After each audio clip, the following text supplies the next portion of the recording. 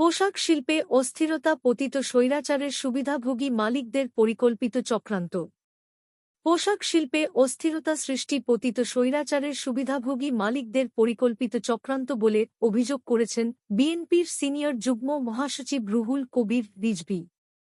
তিনি বলেন, আমরা তো আলমত দেখছি, শেখ হাসিনার অত্যন্ত সুবিধাভোগী গার্মেন্টস মালিকদের গার্মেন্টসের লোকেরা গিয়ে দল নিরপেক্ষ অথবা বিএনপি সমর্থিত লোকজনের গার্মেন্টসে হামলা করছে।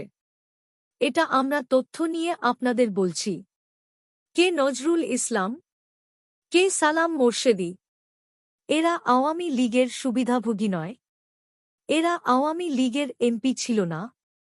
এদের গার্মেন্টস থেকে এসে একটা কৃত্রিমভাবে পরিকল্পিতভাবে অস্থিরতা তৈরি করছে, যাতে ছাত্রজনতার এই বিপ্লব ব্যর্থ হয়ে যায়, এটা যেন টিকে থাকতে না পারে, এই ধরনের ষড়যন্ত্র ওরা করছে।